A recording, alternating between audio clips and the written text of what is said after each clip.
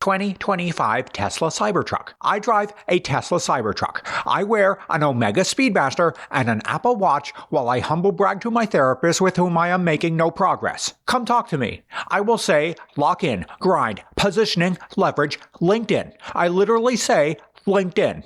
I drive a Tesla Cybertruck. I go to the SEPTA Regional Rail Station in Ambler, Pennsylvania, stand on the platform with the other commuters and say, "Another day, another dollar. Am I right?" And then I don't get on the train. I drive my Tesla Cybertruck to Pfizer Pharmaceuticals, where I am paid my consulting rate of $8,000 to regurgitate Tony Robbins quotes in front of a PowerPoint slideshow of AI photos of myself standing next to world leaders and business celebrities, including him. Someone in the back says, "Did you go to the island too?" And that person is promptly terminated. I leave Pfizer Pharmaceuticals. As I pass a janitor, I say, "Another day, another dollar. Am I right?" Now I go home to my open floor plan condo above a data center and next to an ICE detention facility. I spend my nights spending real money to buy gold shields and guns on Marathon before I cap my evening beating off to the curb scene in American History X. Criticizing Cybertrucks is like scolding wealthy teenagers walking out of the Louis Vuitton store with 2 bags each. What are your words going to do? Those kids are covered in money armor. Any mistakes they make, lawyers will solve. All wasted money is replenished by generational wealth. So who are you? You're nothing but a noise that will go away. Tesla Cybertruck. Brought to you by watching Tom Segura deliver a watertight 20-minute guest spot at Helium, deciding that you can do it too, going up for an open mic with a flipbook full of plagiarized Dan Soder material, and then getting booed off stage. But then out in a parking lot you smile and say, "I really got a reaction." Tesla Cybertruck. Brought to you by paying a sex worker to watch you play Helldivers. There is no room for automotive journalism with Tesla anymore. I've watched a revolutionary automaker transform from a plucky underdog to an oppressive corpo jingoist within the span of only 10 years. The hair-plugged and TRT-injected owner bought Twitter, turned it into a bot and Russian provocateur cesspool, and then sucked up to a Morton Joe and was rewarded with his own government agency where he and his hangers-on can play pretend cops. Now he exists as a vitamin D deficient blob rambling into Rode microphones, unable to coherently answer even slow-pitched softball questions. The people surrounding him are equally devoid of moral compasses, driven only by opportunity and manipulation. Each of his advisors have IV needles buried deep into his spine, sucking what clout, marrow, and connections are left in his anterior pelvic tilted skeleton. And the Cybertruck is his latest, and for all we know, his last creation. A rotten geometric slab of cruel freeway oppression, driven by people who, as children, spent every recess standing right next to the teacher. Its stamped steel body panels do not have beveled edges. Maybe a non-union scab ran a portal cable angle grinder along the edge to remove the burrs if any attempt was made at all. You see, these panel edges are about as sharp as a steak knife. Not enough to cleanly slice a tomato, but enough to tear your skin open if you grab them too hard. A fact that Cybertruck owners love. They smile sociopathically and remark, "It's a tough world, and I'm a tough guy." Tell them that the built-in tonneau cover blocks the rear window, and they'll be prouder. With a puffed-out chest, they will cackle, "I am a shark. I never look back. I keep moving forward. You better look out." There's no storage in the doors. The owner had to 3D print his own cubbies. Is not stock. Not stock. Nope. So if you buy this is not here. And then over on the sides, these are just handles. There's nowhere to put like change, loose stuff. Okay. So the handles fell down through.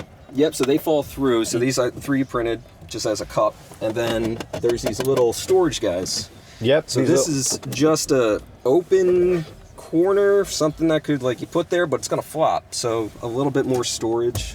Were these something you bought? Those I bought. The turn signals are on the square wheel, which means they switch orientations during sharp turns. The accelerator has no finesse, patience, or tact. It shoots the 6,000-pound disaster forward like rich Redditors correcting people. Yeah, at least that's a normal sound. Oops, sorry.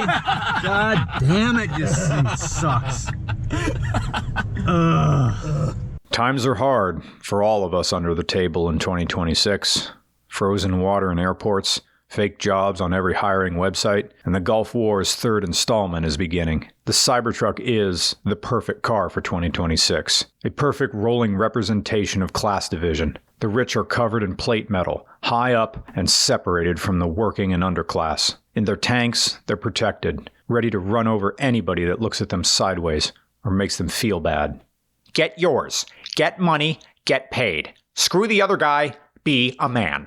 Associate yourself with power and you will benefit. Get enough power, and you too can openly palm slap a judge in the face and hide behind a rampart of lawyers and nuisance litigation. Cybertruck.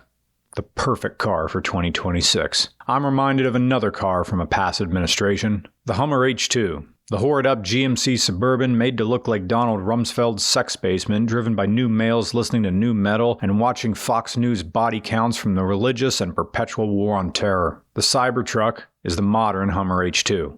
Only it drives worse. The worst car I ever drove was the Oldsmobile Bravada. Its V6 was a circumcised V8 that delivered no discernible miles per gallon improvement. Go watch my video on the Oldsmobile Bravada. Doug DeMuro is in the comments. He said it was one of the best car reviews he ever watched. The Bravada was a car that performed every action with protest and sloth. The Bravada was a car that hated being a car, but the Cybertruck is a car that hates the human inside. The long A-pillar hides cars approaching from T-intersections.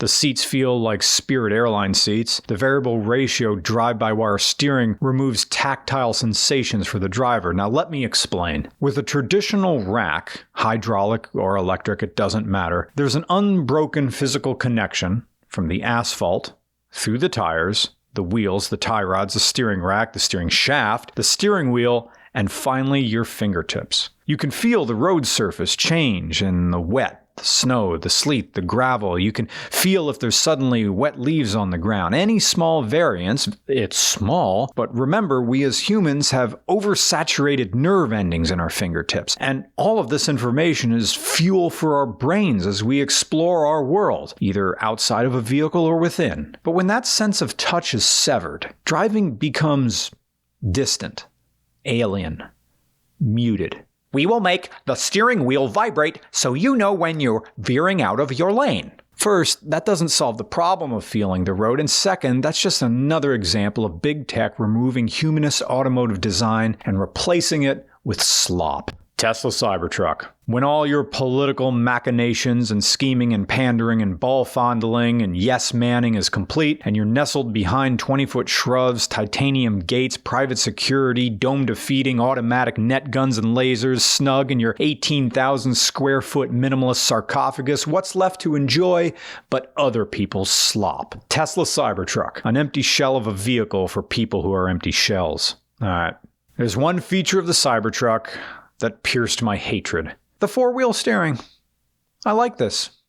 I liked it on the Honda Prelude SI, and I like it here. It solves the problem of the Cybertruck's size and maneuverability. Well, that was it. We're living in strange times in 2026, and for a portion of our Yankee population, the survival plan is to stand next to whomever holds the wheel of our out-of-control ship of state. Stand next to whoever captain is there and nod and compliment their navigation, no matter if we're headed for rocks or icebergs. The logic is, if the ship stays upright, the captain may reward you with extra rations. And if the ship capsizes and you're clinging to the side of a lifeboat as 20 angry sailors look at you and your hat, you can always say, actually, I was trying to talk some sense into him. This wheel, that's how small it is. It's like the width of my hand. It's tiny. This panel just pulls away. This doesn't match. But again, it's like, this is just tech slop for people who don't care. It's like no matter how bad or how much I make fun of this car, the people who want to align themselves with broligarchs won't care how bad it is. Tesla Cybertruck.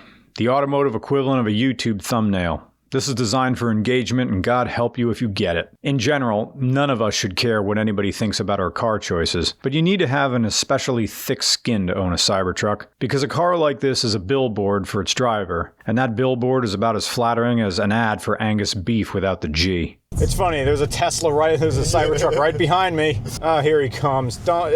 I don't want to roll down the windows, but I'm still gonna flip them off.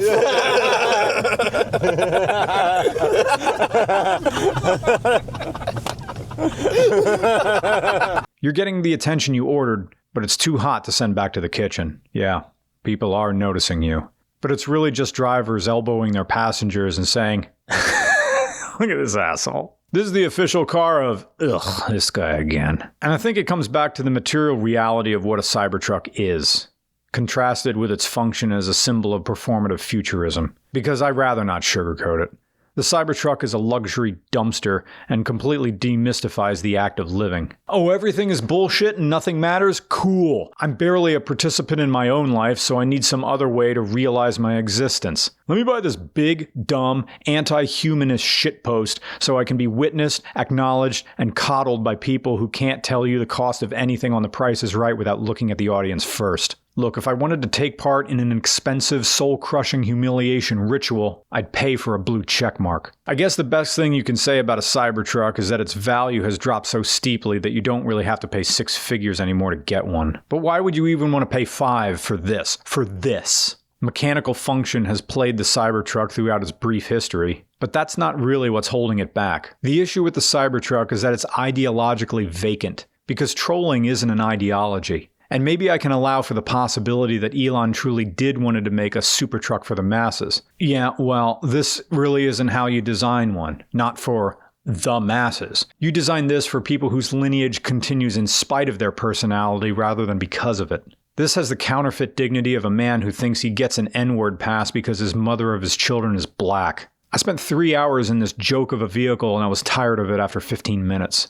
I can't even say I didn't give it a chance. I wanted to see what all the fuss is about. Because reviewers that we know, other YouTubers that we know, and friends that I know respect this. And some even like this. And maybe they drove a better version than we got, but personally, I don't think if I ever drove something so openly contemptuous of drivers. I'm not even convinced this wants to transport people. Much less construction materials. You need to scroll on the touchscreen to put it into gear. There was no feedback, and if there was any, I couldn't feel it. Tesla Cybertruck.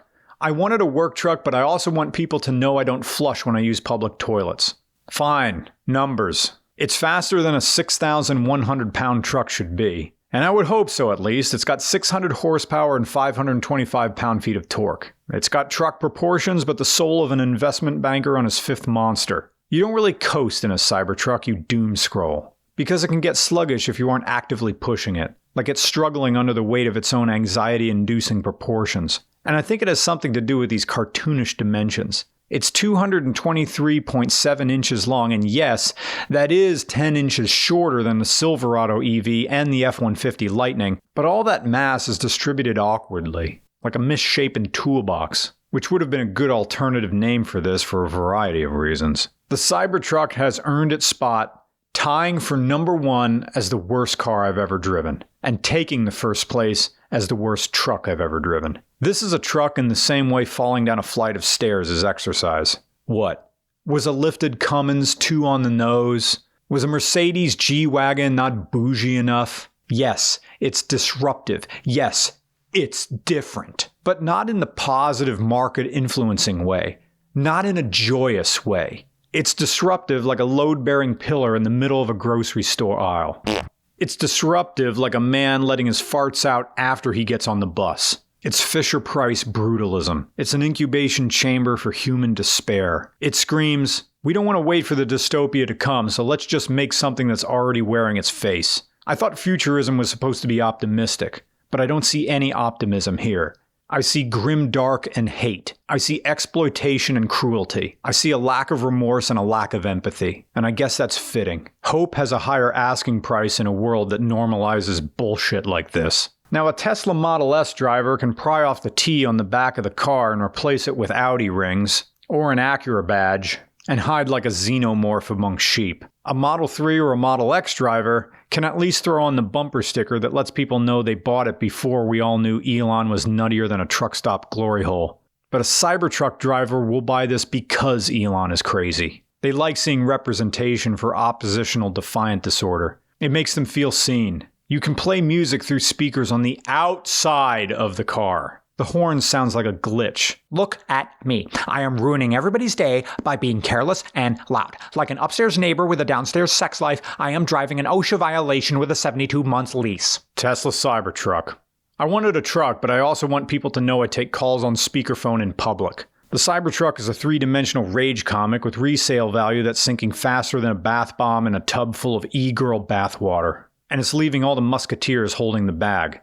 A bag they just fumbled. Because I can think of no bigger waste of money from factory than this. I was about to do a big history time segment, but what can I say about the Cybertruck that hasn't already been said about Franklin's Northwest Passage? A poorly planned shortcut to a poorly defined future that was riddled with delays and terrible visibility, that left all the true believers worse off in the end. Except the Northwest Passage at least got a great Canadian folk song out of it. What great art even could? If the Cybertruck was an art project, it would be a blank piece of Bristol board with the words, "My dad is on the school board," and hand it in to the art teacher, and the art teacher would have no choice but to give him an A. I don't care about the history of this truck. I don't care about its design and conception, and you shouldn't either. Because Tesla doesn't care about the history of this truck, and Tesla doesn't care about you. Tesla doesn't care about the customers. Its history is trying to pretend it never had one, that it came out as a fully formed market-disrupting rage bait, and not a rolling recall museum of panel gaps and loose trim pieces. Put me in a stainless steel bathroom stall in Terminal C at PHL with an iPad and a lease, and it's the same experience. Cybertruck has the same try-me energy as a military washout whose favorite pastime is threatening civilians. We've spent years asking for automakers to have any original thought whatsoever when it came to design, so we should like this. We should like it on principle because it satisfies the demand for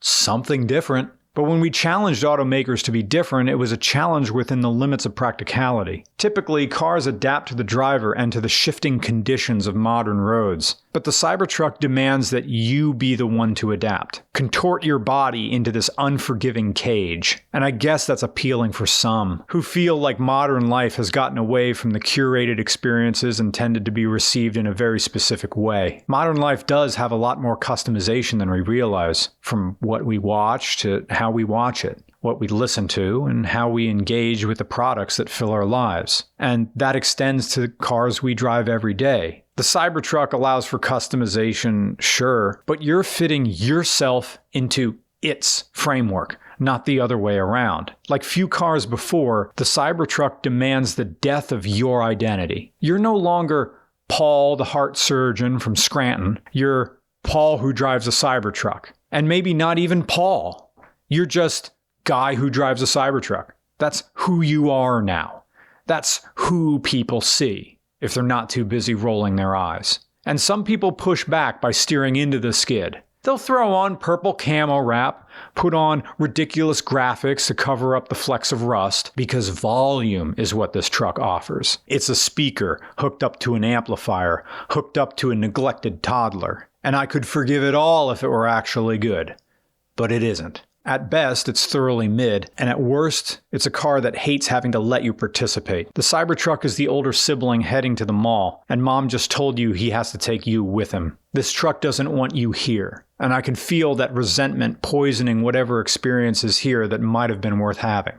So yes, I hate this truck because of what it represents.